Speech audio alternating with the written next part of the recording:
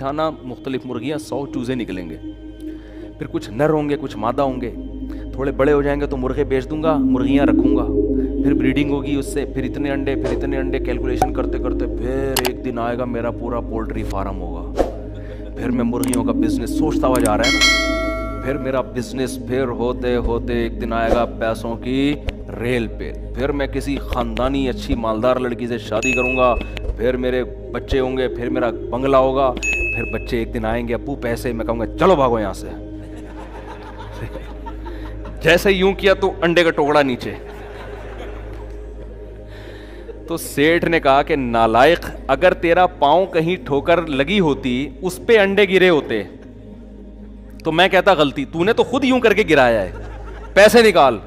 वो कहता तू अपने अंडों को सोच रहा है, मेरा पूरा खानदान तबाह हो गया।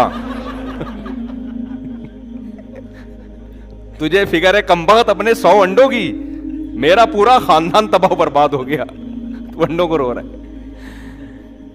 तो यही चल रहा है मार्केट में। शेख चिल्ली के मंसूबे ना बनाओ भाई, जो अल्लाह कर, जो जैसे जैसे अल्लाह कह रहा है करते चले जाओ, बिजनेस भी करो, ये बहुत ज्यादा सोचने की जरूरत नहीं है, मिलेगा उतना जितना अल्लाह चाहेगा, वरना ऐसा ना हो कि पूरा कुंभा ही तबाह हो जाए आपका। टेंशन इंसान उस वक्त लेता है जब अल्लाह से आगे निकलने की कोशिश करता है, जो कि लोग कर रहे हैं, जो कि लोग, औरत चाहती है कि मेरा मियां बस मुझे देता रहे देता रहे देता रहे, नहीं भाई, इससे ये लालच है, आपका इमेज खराब हो जाएगा शौहर की नजर में। वो कहेगा मेरी बीवी लालची है, पैसे पे नजर लगा के बैठी हुई है। इससे हो सकता है अगर ये इस्तिगना होता, कनात होती, तो अल्लाह बहुत ज्यादा, मैं ऐसे मर्दों को जानता हूं उनके दिल इतने बड़े हैं, वो कहते हैं, मुझे बताते हैं यार अगर मेरी बीवी में लालच ना होती मैं अपनी सारी प्रॉपर्टी उसके नाम कर देता, लेकिन लालची है, मेरा दिल नहीं करता।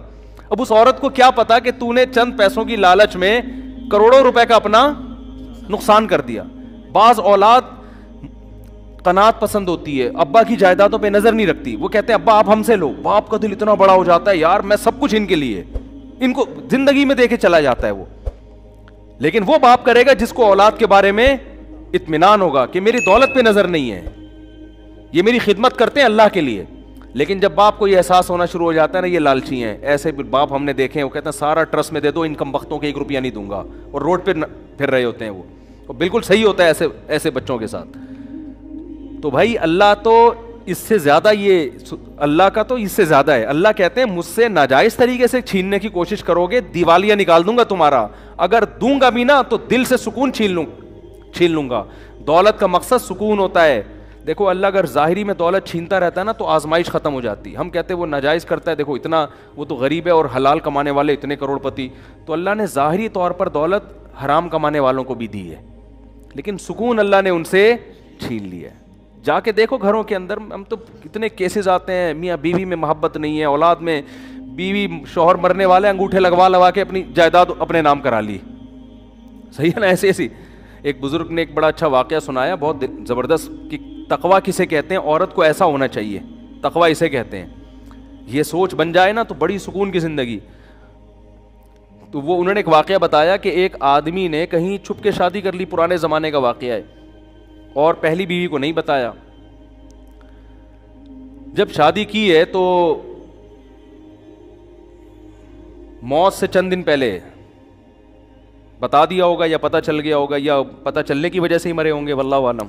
बहरहाल वो इन्ना लिल्लाह हो गया उनको। जैसे ही पता चला, उनका चांस यही होता है कि जब पता चलेगा तो अब आपकी ज़िंदगी के दिन बहुत थोड़े से रह गए, सही, इंतकाल हो गया। अब वो औरत कहीं गांव देहात में दूसरी ज़ौजा रहती थी, तो पहली को ख्याल आया कि ठीक है मेरे मियाँ ने सही किया, गलत किया, लेकिन विरासत में उस बीवी का हिस्सा बहरहाल बनता है। आजकल ये सोच नहीं है, भाई शर्म, ये मेरे लिए हराम होगा अगर मैं उसका हिस्सा खाऊं। तो जो उसकी विरासत का, जो बड़ा करोड़पति आदमी था, वो हिस्सा लेकर गई है उस दूसरी ज़ौजा के पास। वो ये कह भी सकती थी कि तो छुप के किया है ना, हम थोड़ी जिम्मेदार हैं, हमें थोड़ी बताया था। उसके पास हिस्सा लेके गई वो। ये जब खुदा का खौफ होता है ना, लालच नहीं होती, तो ऐसे होता है। और ऐसे लोगों के लिए अल्लाह फिर रिस्क के दरवाजे अलग तरीके से खोलता है। इसको मैं अभी हदीस सुनाता हूँ, इस पर कैसे अल्लाह गैब से रिस्क के दरवाजे खोलता है। अल्लाह पहले आजमाता है कि हराम की तरफ मत जाओ, हराम में अगर मिलेगा भी ना तो सुकून गया, लालच, हवस, ये चीज़ें इंसान में पैदा हो जाती हैं। तो जब वो उसके पास गई और कहा कि بھائی میرے میاں نے کی ہوئی تھی, ہمیں پتہ چلا, اور اب میں تمہاری وراثت نہیں کھا سکتی, جتنا میرا حصہ اتنا ہی تمہارا. وہ بھی کتنی خاندانی. اس نے کہا کہ آپ کے شوہر نے مجھے 3-4 مہینے پہلے طلاق دے دی تھی. مسئلہ یہ ہے کہ شوہر اگر 1 یا 2 طلاقیں دے اور بیوی کی عدت ہو تو عدت کے دوران عورت کو وراثت ملتی ہے, پھر اگر مرض موت میں طلاق دے دے, اب وہ ایک الگ مسئلہ ہے, لمبی بحث ہے. تو کبھی کوئی مبتلا ہو تو پوچھ لے. میں اس لیے کہہ رہا ہوں کہ ایسا نہ ہو وہ لوگ میرے بیان کو ایک مسئلہ بنا کے بھی پیش کر دیتے ہیں, لیکن عدت بھی ختم ہو چکی تھی. تو انہوں نے اس بات کا بتایا نہیں تھا, لہذا میں ان کی زوجہ نہیں ہوں, میرا حصہ نہیں.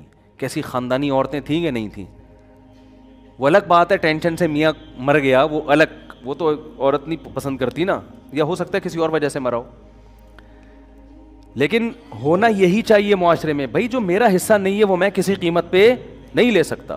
ایک خاتون نے مجھے امریکہ سے فون کیا کہ میرے شوہر نے مجھے ڈیورس دی ہے, تو وکیل یہ کہہ رہا ہے, عدالت قانونی حق یہ ہے کہ آدھی پراپرٹی میرے شوہر کی اب کس کے نام ہوگی, بولیں میرے نام ہوگی, اور میرا شوہر ایسا, میرا شوہر ویسا, میرا وہ بڑا ظلم بیان کر رہی تھی.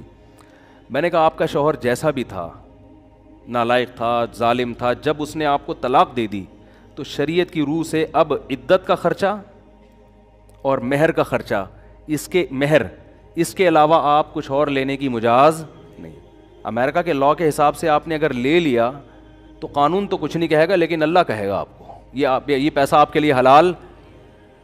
بولتے کیوں نہیں, کہہ رہی میرا میاں تو ظالم تھا. میں نے کہا جو ظلم تھا تو علیحدگی ہو گئی نا, بس تلافی ہو گئی اس ظلم کی, اب نہیں رہ رہا آپ کے ساتھ, وہ ختم قصہ. ہاں بچوں کا خرچہ وہ کہہ رہی وہ تو ویسے ہی دے رہا ہے بچوں کا خرچہ. میں نے کہا بچوں کا لے سکتی ہیں اپنا خرچہ, اور میں نے کہا بچوں کا خرچہ بھی آپ 2 مفتیوں کو درمیان میں ڈالیں, کیونکہ امریکہ کا لاء امریکہ کے حساب سے خرچہ دے گا. شریعت کس کے حساب سے مانگے گی خرچہ, اسلام کے حساب سے مانگے گی. تو اتنا خرچہ لینا جائز ہے جو شریعت کی روح سے صحیح بنتا ہو, اس سے زیادہ بچوں کا بھی نہیں لے سکتی, اپنا تو لے ہی نہیں سکتی. وہ خاتون میں اللہ کا خوف تھا, انہوں نے کہا میں اپنی پورا کیس ختم کرتی ہوں, مجھے نہیں چاہیے حرام پیسہ. لیکن یہ میرے پاس 18-20 بلکہ فتویٰ تو میں جب سے 20 سال ہو گئے مجھے فون پہ مسائل بتاتے ہوئے, 20 سال میں ایک کیس آیا ہے ایسا. سمجھ میں آ رہی ہے بات. لیکن جہاں مرد کو موقع ملتا ہے پیسہ ہتھیانے کا, مرد نہیں چھوڑتا. جہاں عورت کو موقع ملتا ہے عورت, اور وہ تو کہتے ہیں اب تو قانون ہے. بھائی یہ قانون پہلے خدا کا قانون ہے, خدا نے, اللہ نے قرآن میں بیان کیا ہے عورت کتنا پیسہ لے سکتی ہے, کتنا نہیں لے سکتی. یہ ساری چیزیں قرآن نے بیان نہ کی ہوتی پھر آپ کہتے, تو قرآن ڈیفائن کر چکا ہے. قرآن سے آگے آپ کیوں نکل رہے ہیں بھائی, اللہ سے آگے کیوں نکل رہے ہیں. قرآن کے الفاظ دیکھو, فلا وربک لا یؤمنون حتی یحکموک فیما شجر بینہم. اے نبی تیرے رب کی قسم یہ اس وقت تک مومن نہیں ہو سکتے جب تک شریعت سے فیصلہ نہ کروائیں. جب تک آپ اسلام سے فیصلہ نہیں کرواتے اللہ نہیں مانتا. ایسے تو لا الہ الا اللہ پڑھنے پر گورنمنٹ نے کوئی پابندی تھوڑی لگائی ہے. گورا 100 دفعہ پڑھ لے گا لا الہ الا اللہ محمد رسول اللہ, وہ کیوں نہیں پڑھ کے دے رہا, اس کو پتا ہے بھائی یہ سارا اسلام کو فالو کرنا پڑے گا. آپ صلی اللہ علیہ وسلم کے چچا ابو طالب کلمہ کیوں نہیں پڑھا انہوں نے, موت کے وقت نبی صلی اللہ علیہ وسلم کہہ رہے ہیں ایک دفعہ پڑھ لیں. ان کو پتا ہے پڑھنے کا مفہوم کیا ہے, مطلب یہ کہ پھر میں اپنا دین چھوڑ دیا, اس دین کو فالو کروں گا.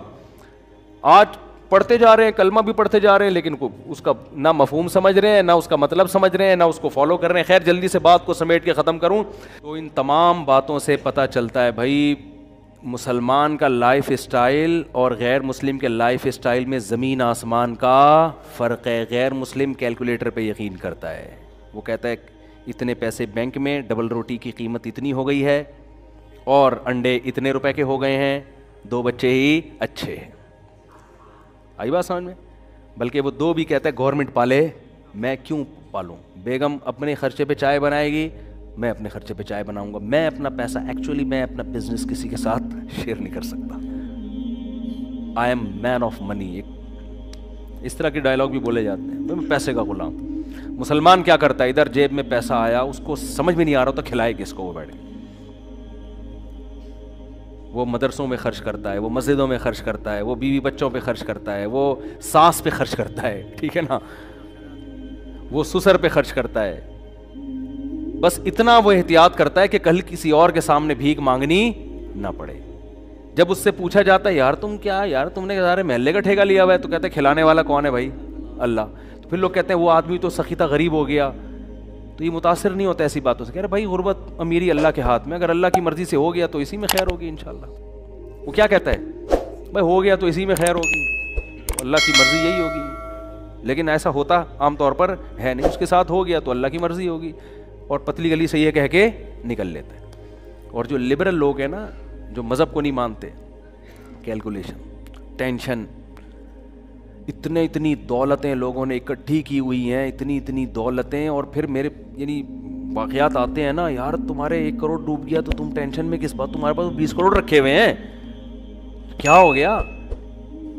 1 کروڑ ڈوب گیا تو ناشتہ تو کر رہے ہو نا, پراٹھے تو کھا رہے ہو اسی طریقے سے, دوپہر کھانا بھی کھا رہے ہو, رات کھانا بھی کھا رہے ہو, تو ہٹے کٹے فٹ فاٹ تو ڈوبنے سے کوئی کچھ کمی تو نہیں آ رہی نا باڈی میں, ویسے ہی فٹ فاٹ ماشاءاللہ. لوگ پتہ ہے کیا کہتے ہیں, بس آخری بات بیان کر کے بیان ختم کرتا ہوں. لوگ کہتے ہیں یار بیگم تو اسی لائف اسٹائل کی عادی ہو گئی ہے نا, بزنس میں لاس ہو گیا تو بیگم کو کیسے کھلائیں. یہ بہت بڑا مسئلہ ہے میرڈ آدمی کے لیے, کہ کاروبار میں لاس ہو گیا ہے, ہمارا اب لائف اسٹائل کو اب تھوڑا سا نیچے آ گیا, بچے اسی کے عادی ہو چکے ہیں, اب میں ویسا کھلا نہیں سکتا, اب ٹینشن ہو رہی ہے. کوئی ٹینشن لینے کی ضرورت نہیں, بیگم صاحبہ کو بتا دیں, بیگم صاحبہ میں یہ کھلا سکتا ہوں, آپ نے رہنا ہے رہیں, نہیں تو پتلی گلی سے. بھائی اب میں چوری تو نہیں کروں گا نا, رزق کس کے ہاتھ میں, اللہ کے ہاتھ. میری جو محنت ہے وہ میں کر رہا ہوں, بھائی مجھ سے جو ہو سک رہا ہے وہ میں نہیں کر رہا ہوتا, پھر تانے بھی بنتے ہیں, پھر خلا بھی بنتا ہے, پھر طلاق بھی بنتی ہے, پھر چترول بھی بنتے ہیں, سب کچھ بنتا ہے, سالوں سے پٹوانا بھی بنتا ہے. لیکن میرے بس میں نہیں ہے, رزق اللہ کے ہاتھ میں ہے. تو یہ ہے, تو میں بھی سوکھی روٹی کھا رہا ہوں, اور ہمارے نبی بھی جو ہے نا فاقہ ہوتا ہے تو ہم بھی فاقہ, آج پیر کے دن روزہ رکھتے ہیں, تو یہ تم بھی سحری میں 2 پاپے کھا لینا, میں بھی کھا لوں گا. یا تو میں باہر پیسے کھا کے باہر جو ہے نا میں لگژری لائف گزار رہا ہوتا, گھر میں تو میں فاقوں میں رکھا ہوتا, پھر تو بات ہے. لیکن جب یہ اس سے زیادہ میرے بس میں نہیں ہے.